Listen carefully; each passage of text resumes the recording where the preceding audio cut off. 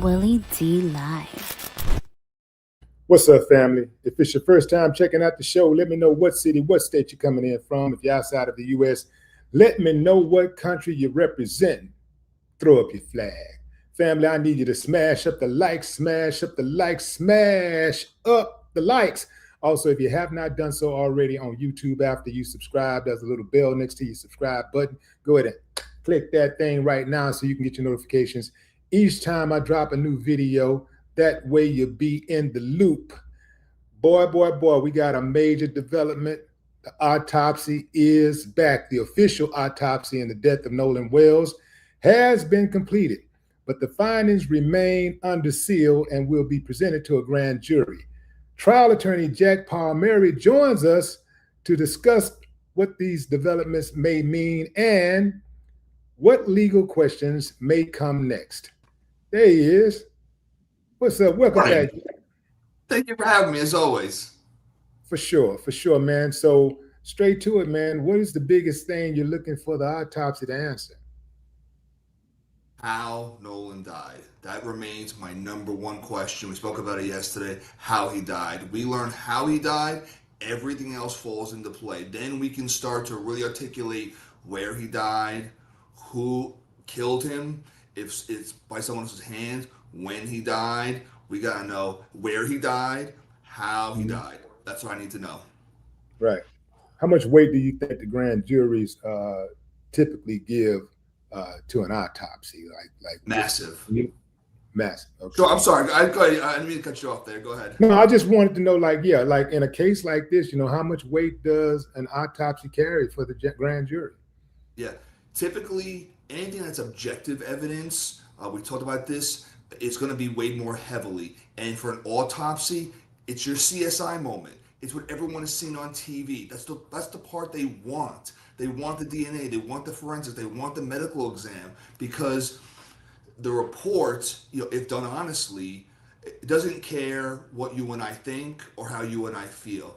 The body is the body. The results are the results, right? If we presume for the moment that it's done in an honest fashion, that he didn't have a break in his left arm and it wasn't written down, it's going to tell us the condition of his body, and there should be, if possible, if it allows, a determination of what caused his death.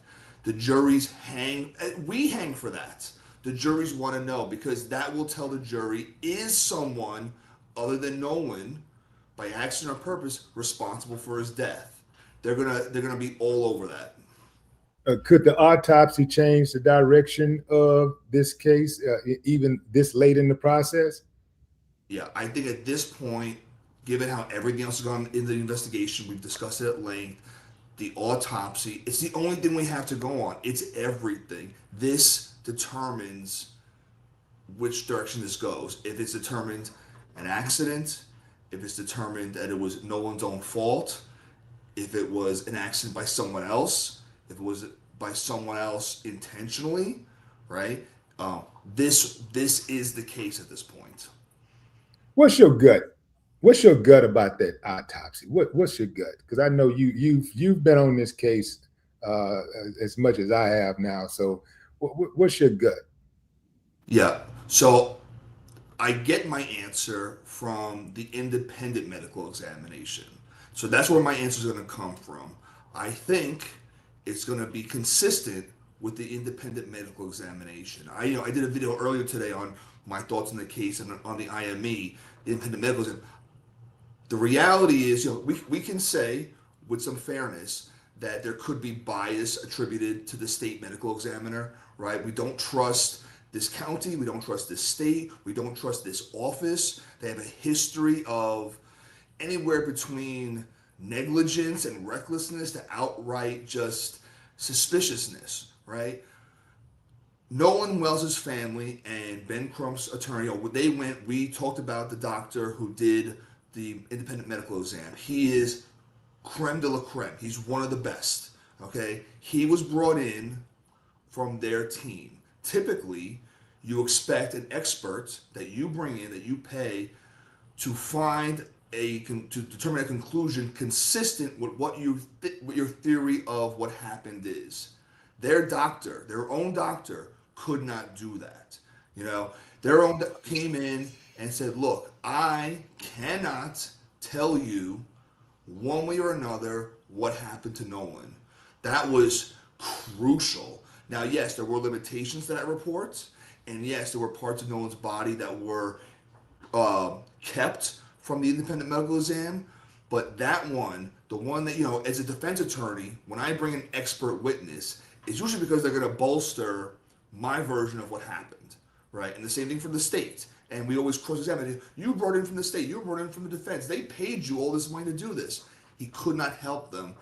I think the state's autopsy is consistent. The only thing we're going to learn, if we ever see it, is about the throat, right? And it'll be closer to whatever time of death Nolan was. But I think it's going to track for better or worse. Okay, let me push back here. So that autopsy, as you said, was inconclusive because he did not have all of the parts. He did not have all of the parts that needed to be examined. Therefore, assuming that the ME did not dispose of those organs, there will be a second independent autopsy. You better believe, because I suspect that the reason why we're just getting the autopsy back is because, for the same reason, they're slow to give us video evidence. When it's not consistent with the narrative, they take their time. You know what I'm saying? They take their time because they're over there playing around with stuff, doctoring stuff up, trying to make it fit, right? Because, like when the police have a case and they know that it's clear as day that this person did something wrong, man, they put out the video before the news report come out. They put out the evidence like, look, man, we ain't do nothing. Look, we just follow protocol. Look at this here. He deserved it, look. And it's clear as day, everybody go like, yeah, okay, I can see that. And then people go on about their business. But when it's questionable, they take all day, every day to let us see it. And I believe that if not for the public pressure, the family may have never known what the results of the autopsy was, because they held the medical examiner, who has been also accused of not giving Black people justice in the past, especially Black people who were killed under suspicious circumstances where the suspects were white. She has a history of this. So at this point, her job is her actions on her job is pathological. Okay, so we don't trust her. She held those body parts for a reason, and that reason, I do believe, is that she did not want the independent autopsy examiner, the medical examiner, to come to the conclusion that we all suspect. I think that there will be a second independent autopsy. There has to be, because knowing the state of Mississippi, knowing how the officials get down, and I mean on every level, you're talking about Mississippi could be a case study for corruption. If you want to go to the epicenter of corruption in America, judicial system, start with Mississippi. Now, I'm in Texas, so I can't talk that much, but Mississippi got us for sure. Yeah, and I think to your point, if Nolan was not the victim and he had been a defendant, we'd be having the same conversation about Mississippi, right? Imagine how reversed this entire thing would have been if Nolan was an accused. We'd be talking the same about the corruption, about the misconduct, about the biased treatments. You're absolutely right on this. I think Nolan, whatever his position would have been in being a case, never would have gotten a fair deal. You're absolutely right. And to your point, the state examiner is taking a lot of time for one of two reasons. They're in sync, either because they need to feel or know they got it right, or they need to know that their story is locked tight, right? So it's no matter what happens, once that report ever comes out, it's going to be scrutinized, going to be analyzed. You're not going to be looking at it, and whether you feel they did an honest job or you feel they did they did Nolan wrong, they've got to make sure their T's are crossed and their I's are dotted, so that we have the hardest time breaking it down. It won't work, but that's why they have to take their time. Because if they rush it, then you and I are talking about, look how quickly and how sloppily they did this autopsy. Why didn't they take more time? Where was Nolan going? We want answers. We don't want, the best reports aren't quick, and the quickest reports are never the best. Right? So we've got them in a corner. We want them to be taking the time, but I also don't trust them because they're not releasing it, and there's the rub. Yeah, there's the rub.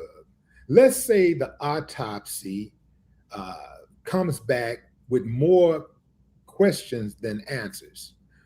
What's the investigator's next move?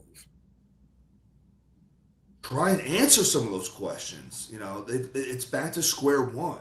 It's what, I guess my question would be what questions we think could be raised. Now it's a matter of, are we concerned with how the body was handled, right? Because if there are injuries or observations to Nolan's body that are inconsistent with everything, well, how'd that happen? We haven't heard, the week before he had a football accident. By all accounts, he should be a healthy young man when he was examined. He wasn't like a 60-year-old smoker, right? He didn't have any kind of trauma. He should be a healthy young man that any injury should be really obvious and distinct. So if there are questions, why and where do those questions come from? And why can't you answer them for us? It's your job.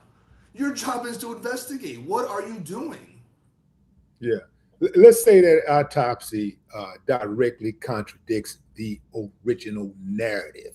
How difficult would it be for the prosecutors to pivot without losing credibility? It depends on which way it's inconsistent. You can always pivot away from people testimony, right? Because you and I are biased. We forget things. The mind fills in the blanks sometimes. And the body's the body, the evidence is evidence, right? The video's the video, the audio's the audio. So for whatever reason, if the medical report, that is where they want to be, it's easier to pivot towards it.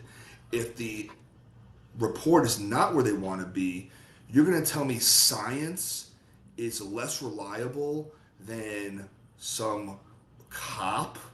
No way. Like it's going to be just pieces around their feet. We need that report to be solid, because that's, again, it's science. People look for the science. It's natural and right to question law enforcement, question civilians. Well, you weren't really paying attention to the incident when you saw it. You were really looking over there. It was in your peripheral, or you don't know you're about to witness a traumatic event. So how did your body, how did your mind interpret it? But evidence should be evidence. Yeah, well, I'm going to bring psychotherapist Elliot Connie up in a moment, and he's going to answer that question for us. But right now, I want to get into the legal aspects of things, and I want to focus on the autopsy, since that is the subject today, right? What, from a trial lawyer perspective, what could the autopsy never answer? What could the autopsy never answer? What question could the autopsy never answer, no matter how thorough it is? The autopsy will never answer who is responsible, right? It can't tell you if there was a murder weapon. It can't tell you specifically, individually, whose hand the murder weapon was in. It can tell you based on the grip, the person was more likely left-handed, right-handed. Because of the vector of the injury to the body, the assailant should have been so much taller or shorter than the victim. Things of that nature. But they can't tell you it was John versus Jane. It can't tell you if the person was black or white. To some degree, it can say if it was male or female, only based on a more generalized, the strength of the impact. It's never going to tell you who. It should be able to tell you why. It should be able to tell you when. It can't tell you where, but it can give you an idea of it happened in water. It happened on land. It's not going to tell you it happened 20 feet off the coast at Horn Island. Mm-hmm. So it's never going to tell us who by itself. Yeah. What do you personally think about the medical examiner? Like, I'm sure you've taken a peep at her bio and her work history. Yeah, I think she's playing it really close to the chest with good reason to. I think the scrutiny is warranted, and I think that she's in a no-win situation. If it comes out in a way that reveals Nolan was a victim of non-accidental, non-natural causes, as a defense attorney, I jump all over why did it take so long. And if it comes out that it concludes he did die of natural causes or some accidental cause that was attributed to him, then it goes to why did it take so long? Like what was the thing you couldn't figure out? You're supposed to be the expert. You're supposed to be, this is your profession. Like if he asks me to examine a body, it's gonna take me a while. I gotta look it up. I gotta do some Google, some AI. This is your job, and you know everyone's watching. This should be your only case right now. Every other thing, put it down. Get some coffee, pull a late shift, bring in staff. This is really important for a lot of reasons beyond legal. What's taking you so long? If you don't have a bias, maybe it shouldn't take you that long, right? Or are you trying to reverse engineer what you find? That's basically what we're talking about. If you want the body to conclude he died because he drowned, okay, now the question is, how do I make the body seem that way, right? And to take a little longer, because you got to still deal with what you have, and then how can I interpret it? We did learn that there was an injury to the back of Nolan's head, okay? I don't want to speculate. I'm not the doctor. I want the doctor to tell me what she thinks it was. And so I don't, again, as a defense attorney, I almost like her because of what a mess she is. You about to slam dunk her. Yeah, right. and that's why I asked you that. That's why I ask you that, because I want to know, like, if you were representing Nolan Wells's family and you were in that courtroom, what is the first question that you would ask the medical examiner? Why didn't you recuse yourself? Why didn't you let someone else from another county come in and do the examination? This case is too important. But let her tell me. The question, it doesn't matter what she tells me, because there's no answer that's going to satisfy me. Jurisdictionally with venue, there are cases where you'll hear, because a person can't get a fair trial, they'll move a case to another county, or they'll pick a jury from another county, or a judge if there's a conflict. You could have done that here. You should have done that here. And there was no reason for you not to do that here. You've dropped the ball too many times. This case is too important for all of us.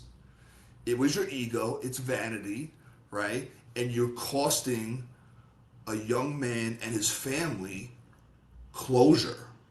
That's where I would be with that. You never should have been involved. You should have said, out of respect to Nolan and his family and the legal process, in this one case, I'm electing, because I want to be part of the healing, I'm going to hand it off. That's what she should have done. That's where I'd be. And it is my opinion that she did not hand it off, because hey, she hasn't had to hand off the other cases. It's almost like if you go out and you sell drugs and get away with it the first time. What's going to stop you from doing it the second time? If you had little to no resistance the first time, if you were successful, if you go out and you rob a bank and you get away with it, you cheat on your girl, you get away with it. She take you back? What's going to stop you from doing it again? There is no deterrent, right? So I suspect that she, along with everybody else, from the people who are in front of her to the people who are behind her, on top of her, underneath her, that they have a sense of entitlement and arrogance in Mississippi that says, we're going to do what we want to do, and we don't give a damn about the truth. We don't care nothing about justice. We say we justice, and we got these titles and all of that, but we operate under a different code. That's how I see it, and ain't nobody out there can tell me different. Let's say this. Let's say that the autopsy comes back inconclusive. Can the prosecutor still present it to a grand jury and say, I want charges? So in a literal sense, yes, they could. Should they? Absolutely not. Because again, it's a lose-lose. If you're going to go to a grand jury and ask people to indict somebody on, I don't know how the victim died, again, it's damned if they do. They put themselves in a no-win situation. They did this themselves, and they deserve it. As an attorney, as a prosecutor, they should not be presenting it, because they're all but ensuring at that point that there will be no indictment. And imagine the uproar at that point. Better to not push it. If it's a homicide, homicide has no statute of limitations. There's no rush. 25 years from now, if science gets better and we find the killer, we can prosecute him. Once you present it, you're done.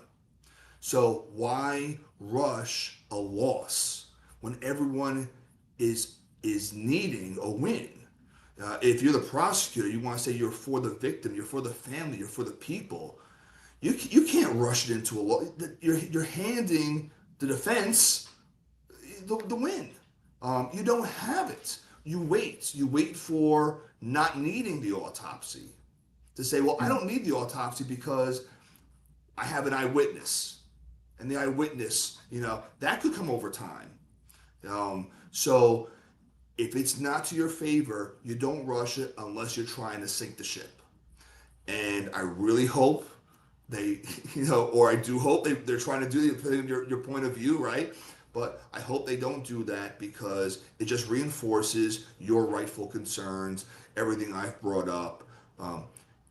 Because how do you ask 12 people or 16 people to indict someone when you can't answer the questions yourself? You're supposed to tell them, this is how I think happened. To say, I don't know, you figure it out. I don't want to be responsible. I don't want to be responsible for guessing. I'm just a juror. I got the letter in the mail. You told me to show up. It's my duty. I'm not a scientist. Bad play. Bad. If it doesn't, not in their favor, you circle back. You do some more investigations. You figure something out. You got to give the jury a reason, a legitimate reason, because that will blow up in your face. Yeah. Well, I appreciate you for coming on the show, man. And always, as always, imparting your wisdom, your legal wisdom, and enlightening my audience, man. Ladies and gentlemen, Jack Palmieri. Thank you so much. You know where to find, my friend. Absolutely. Absolutely. Fam, the official autopsy in the death of Nolan Wells has been completed, but the findings have not been released publicly and will instead be presented to a grand jury. Psychotherapist Elliot Connie joins us to discuss the emotional, psychological, and human side of this findings. Here we go. That's my man. What's up, Elliot? Man? How you doing, I'm doing man? well. How are you? Man, I can't call it. I might stall it. So what do you think, Elliot? What do you think? Did you watch the parents and Ben Crump on Don Lemon show? I did. Okay. Oh, I didn't watch him on the Don Lemon show. I watched the press conference. Okay, watch press. Oh, so what do you think? What do you think Nolan Wells' family is experiencing emotionally at this stage? Torture. I mean, they don't have answers, and they have no reason to trust that the authorities in their area are going to give them the answers that allow them to have a satisfactory experience through grief and closure. So this is literally torture. I can't imagine that they have any faith in the system that it's going to tell them the truth.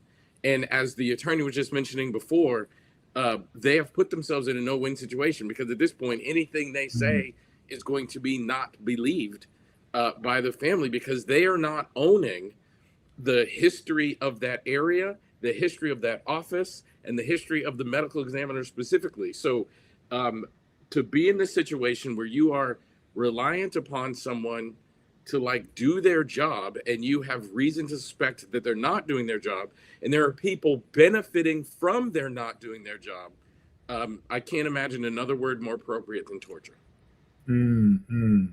So how does that waiting affects the parents? You know, it's different. It's different for everybody, but it cannot be. I mean, I'm talking like not sleeping, not eating. I'm talking like serious emotional distress that will have an impact. I mean, a lot of people don't know this, but 95% of all couples that lose a child end in divorce within a short amount of time, 12 to 24 months. And that's why is that? Why is that? Well, that's associated with, number one, we grieve differently. So if we lose a child and you grieve ABC way and I grieve XYZ way, I might see what you're doing is disrespectful, and it makes me distant from you. Another reason is because my pain is so severe, I can't even love. I can't do the activities associated with love. But in this scenario, now obviously I'm not predicting the deterioration of this couple. I don't know them, but what I can say, if you ask me what's the impact, I mean, if you're going through something like this, normal, reasonable things you can't do. Date night, watching a movie together. Like, you become obsessed with everything going on. Every time you open, now I'm not related to this family in any way. Every time I open social media, I see something about Nolan Wells. Now imagine if that's your loved one, and every time you open your phone, every time you turn on the television, you're just being reminded of this loss, and you're seeing this beautiful soul in his cap and gown and in his graduation outfit and in swim trunks on the day of the loss. Like, you cannot participate in the normal activities of life while you're doing this, which is exactly why closure is so important. I don't know that I really care what comes out of the autopsy, as long as it's a transparent truth. And if we can give this family definitive answers, we now know exactly what happened, how it happened, who's responsible for it happening, if anyone, because then the family gets to stop wondering, and then they get to start moving on. When we use words like closure, what we're really saying is that person is no longer wondering, and now they can just deal with the trauma. So right now, I cannot imagine this family is doing anything except what happened, who did it, when did it happen, was he on the island, did he make it back? Like, their brains are going to keep running and running and running and running. And this autopsy is supposed to, this entire system is supposed to alleviate that family of that experience. And instead, they're exacerbating it. What alleviates us, you know, people like me who cover this story, who's invested in it emotionally? It's not just a thing where I'm just talking about this show because talking about it because people are interested in it and I'm trying to get a bunch of clicks or whatever. That comes with the territory when you're reporting on something like this. But right. You know, I used to have a radio show back in the 1990s, and I only did the show once a week. It was the most popular show in Houston. I only did it once a week, but the emotional toll that it had on me personally, I would cover these stories. I'd cover these stories like a lot of social stories, children being abused, children of incarcerated parents, murder cases. I'm talking to every week. I'm talking to the FBI. I'm talking to social workers. I'm talking to all kinds of people that are experiencing trauma, and people in the justice system and all this stuff. And it weighed on me so heavily that it would take me 4 or 5 days to recover from one show. It would literally take me 4 or 5 days to recover from one show. And even as I talk about this Nolan Wells case, sometimes it gives me chills because, I see myself in them. I have empathy for the family. I have empathy for that father because I'm a father of a Black son. You did?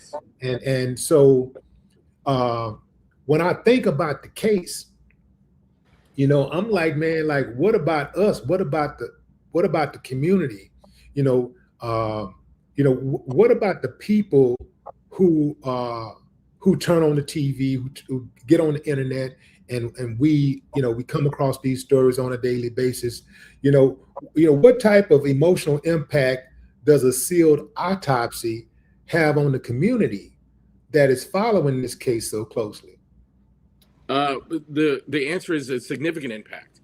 In the field of psychotherapy, there's something known as vicarious trauma or trauma by observation, which means I'm experiencing the trauma just from witnessing or being a part of the situation. And all therapists go through that. Like if you sit with a client and they tell you all about the traumatic events that happen in your life, you kind of experience the trauma. We call it vicarious trauma. Well, the Black community is being traumatized because we're being reminded how the legal and justice system are not built for us. And in fact, sometimes they're built to exploit us for the protection of people that don't look like us. So the second part is, what do we do about that? The best suggestion I can give to people is, number one, protect yourself. You don't always have to access every single thing at every single moment. Your brain will experience trauma from constantly digesting these things that cause trauma. Number two, remind yourself of purpose. Because Willie, I'm just like you. I don't want to talk about this. I don't want to cover this. I don't want to have information that I currently have. But I'm reminded of my purpose. And my purpose is, and I think the lawyer said it just a second ago, or maybe it was you who said it. If public pressure has not grown to the level that it has grown to, I doubt that the wheels of justice would be moving at all. So without voices like yours and mine and others, then they get to pretend this didn't happen. And then the family has no power to move the wheels of justice. But because so many eyeballs are on it and so much public pressure is on it, and yes, Mississippi is one of the most racist places in our country with one of the most racist histories in our country. But you know what's wonderful is there are other places in this country that do not have that history and that do not have that system. There are other places in this world that do not. And now all of those people are watching. It reminds me of Emmett Till. Emmett Till, one of the reasons that justice moved in that case, even though it never really got to completion, the people who did that were acquitted and Caroline Bryant was never arrested. But the reason why there were trials brought and the reason why justice happened is because Emmett Till was put on the cover of Jet magazine. If you guys don't, if you're too young to remember, there used to be a black magazine called Jet magazine. Emmett Till was put on the cover and he became a global embarrassment for the state of Mississippi. And that embarrassment caused them to have to act. So right now, the Black community is being traumatized, and we are responding by rallying around this family so that we can bring eyeballs up to and including global embarrassment to the state of Mississippi if they don't take action and provide this family with truth and justice. Yeah, well said, well said. What advice would you give Nolan Wells' parents to prepare for what's coming next? I would advise them to go to therapy as soon as possible, and I would advise them to continue to pursue justice, and I would advise them to stay off of the internet, and if they can do those three things, I think they'd be protecting their mental health as best they can. You want to limit all threats to your mental health except for the death of your son, which obviously can't be eliminated. So I would want you to remove and give distance to every single threat to your mental health except the one that you have to face and deal with. Yeah. Man, this is a question that I want to know. I was thinking about this question last night about the prolonged uncertainty, how that impacts the loved ones, those who are left behind. How does that impact those who are left behind? The uncertainty, not having the answers. The uncertainty actually isn't the problem. The uncertainty plus lack of trust is the problem. If I trusted the system in which I live in, and someone came to me and they said, look, this is a really important case and there's lots of details going on, we're going to take our time and be thorough. If I believed them, then the uncertainty, the wait time wouldn't be such a problem. The problem is we're combining wait time with the absence of trust and faith. I mean, I don't know how anybody, these two people, the mother and father, must be so incredibly strong, because I don't know how they can understand that the mother of one of the people that was with my son on the last day of his life is in the judicial system as a judge, and that person has the power and influence to delay, deter, or even eliminate my experience of justice. So that is a much bigger threat to their mental health than just the time elapsing itself. Yeah. A legal health, getting those legal questions, the legal answers versus the emotional closure. Right. What does this case teach us about that? About what specifically? About specifically the legal answers versus emotional closure. Finding emotional closure. I think this case should teach us all that they're linked. You can't say to somebody like, you deserve justice, and then withhold the truth from them, because that action is removing justice. Part of justice is transparency. Part of justice is truth. So I can't say, I saw the DA released a video saying, we are interested in justice and we're treating this case like we do all others, et cetera, et cetera. But if I'm telling you I'm interested in your justice while withholding truth and transparency, you are demonstrating you're in fact not interested in me achieving justice. And the two things are absolutely linked. Absolutely, man. Ooh, man, this I'm gonna tell you something, family. Like, I cover this case extensively because of the interest that you guys have in it. And I'm not an elected official, but I am a public servant. But I appreciate the service that you brought us today, like giving us that type of information, because we can, from a layman standpoint, we can talk about, what we think and, psychology and all that stuff, but it's a different thing when you talking to somebody who study it, and you cold-blooded with me. Where you went to school? Where you go to school? Like, they taught you well. I'm a proud graduate of Texas Wesleyan University in Fort Worth, Texas. Well, they should absolutely be proud of that you are an alumni, because, man, you are one of the best I've ever come across. Thank you, my brother. That means a lot. Absolutely. Well, y'all, again, man, appreciate you for coming on. Yeah, and we'll talk soon. Yes, sir. All right, family. The official autopsy in the death of Nolan Wells is complete. We can't see it right now because they're taking it to a grand jury. They're going to take it to a grand jury. So we can't see it right now. But I suspect that it's going to come back doctored. That's what I suspect. Now, Nolan Wells' parents did go on Don Lemon's show and speak today. And when asked about the smear campaign and the drinking and the drugs, Christine Wansley, Nolan's mother, said, "We've seen this before with Black people. It's a smear campaign."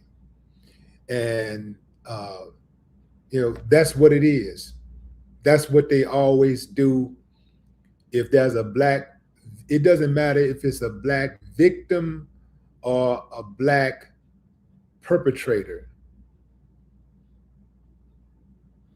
They always make black people out to be the bad guy, and it's always a smear campaign. It doesn't matter if you're a 50-some-year-old man like George Floyd. I think George Floyd was in his 40s or 50, I can't remember, but it doesn't matter, if you're a full-grown man or if you're just a one-year-old kid, they're going to find something to say that you did to deserve to be dead. They'll find something. They'll start attacking your family. They'll start attacking anybody that defends you. They'll attack your family. They'll come for your job. These uncivilized mutts they're poison. Their blood is poison. They started a smear campaign against a 12-year-old boy who was playing in the park with a play gun, gun him down, and promote the cop who killed him. This is the type of stuff they'll do. They have never met a black person who is worthy of sainthood, or I don't even have to go that far, but just worthy of humanity. They've never met a black person who is worthy of humanity. Even when a black person is the victim, because people are seeking justice for that person, in their mind, somehow, their way of life, the system is under attack, because you're supposed to be able to kill black people with impunity. You're supposed to be able to disrespect black people. You're supposed to be able to subjugate black people, discriminate against black people, harass black people with impunity. And so anybody who steps in the gap for black folks are going to come under attack, because this is the way an uncivilized society behaves. What's cold-blooded is that you have people who pretend to be of polite society. So they gaslight. You have people who commit some of the most heinous crimes.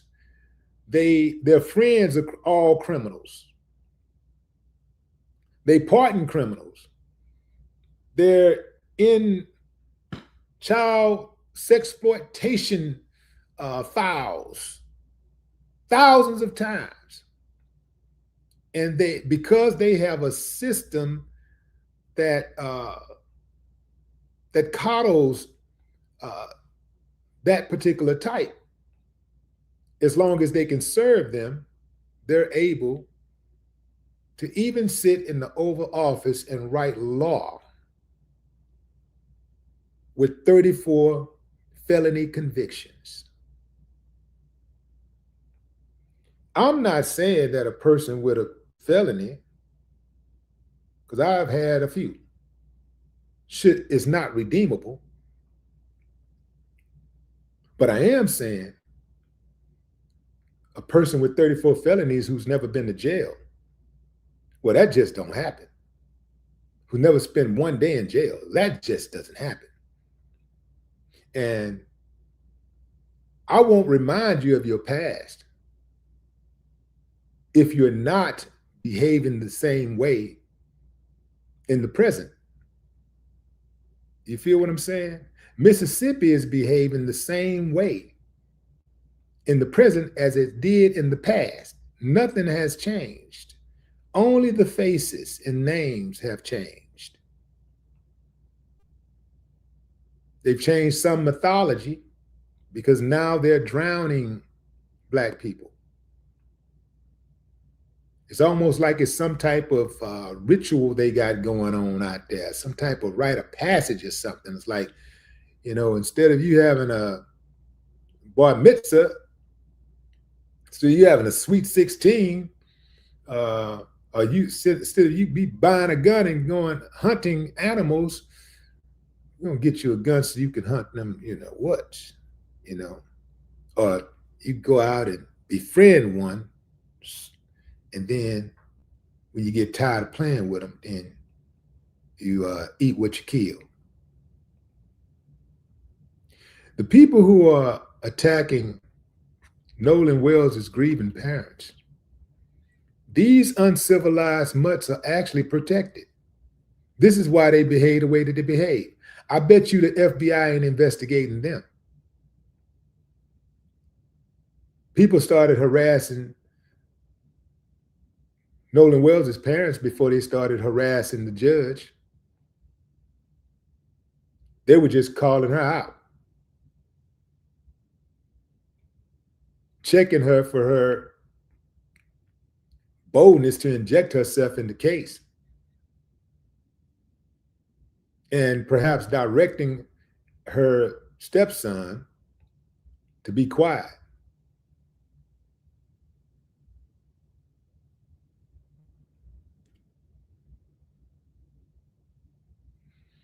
They try to say that Nolan Wells was drunk. He's high. Well, Christine said, look, I spoke with one of the coaches and he said he talked to Nolan that day for a while, and Nolan appeared to be fine. He said he talked to him for a while. They talked about college. They talked about his career, and he was just fine. But all of a sudden, he's a drunk and a junkie. The dad said, we just want a fair and thorough investigation because it don't add up. He said the times don't add up. The stories don't add up.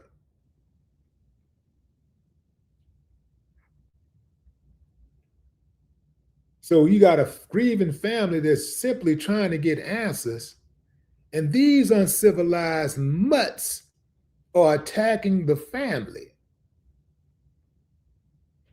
They get it from their mammies and their grandpappies and grandmammies and the entire community that they're raised in.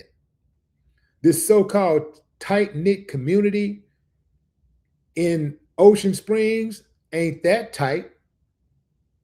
They ain't that tight because that was a case with a white girl a few years ago who was murdered under suspicious circumstances. And the entire community rallied around her. They didn't get any death threats. They were seeking justice. They went and did a GoFundMe. They went, did all kind of press releases and press conferences, and not once were they attacked by anybody. But they say it ain't about black, it ain't about white. It's in this country, it's always about black and white, always. And it ain't our fault. We didn't make it that way.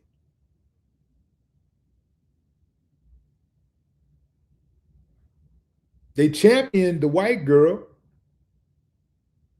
who committed suicide. That's what happened to her. She committed suicide because she was being bullied.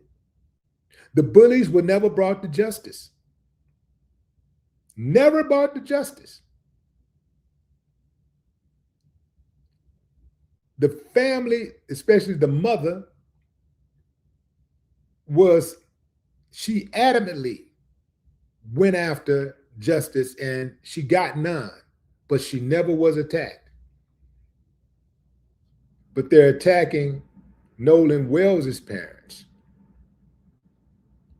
This is akin to what they used to do in the 60s when something would happen to a black person, they get killed or something, and then you have the Freedom Riders come through and pump the fist, wave the head, and hold up the signs and do press conferences and say, no, we want justice.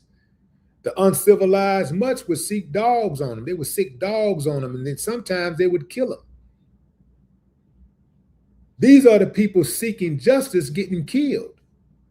The people who are seeking justice are getting brutalized and beaten by people who work in justice,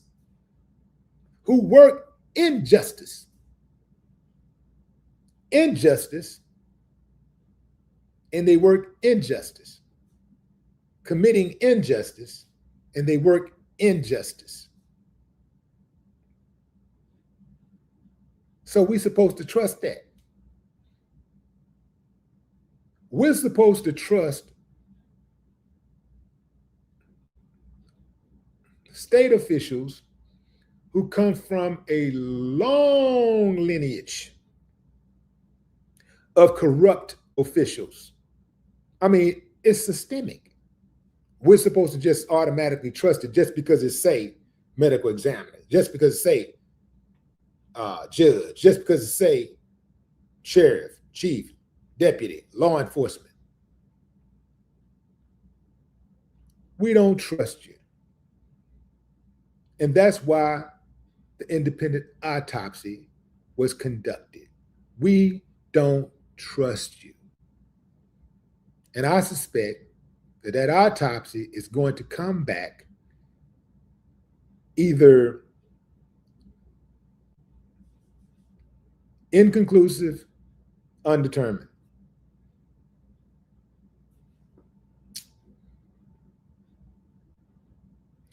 A second autopsy is going to have to be ordered. I would be surprised if the medical examiner was able to retrieve the lungs and the throat. I would be extremely surprised if they haven't destroyed them. Because they're, besides being incompetent, they are very, very, very corrupt. And the corruption has never stopped. Instead of them going hard to prove us wrong, instead of them trying to be transparent to show us that they do care about justice and they do care about snatching killers off the streets or potential killers off the streets, they go after the people who are seeking justice. They get mad at the people who are questioning them. That reeks of guilt. But guess what? I got my foot on your neck and I ain't getting off. I say smash gas. All you content creators out there that's been speaking on this, don't let these fools deter you, man. Don't let these clowns spook you. Spook their asses. They could never get me off my game. They could never trick me out of my position. That's what they do. They're experts at it.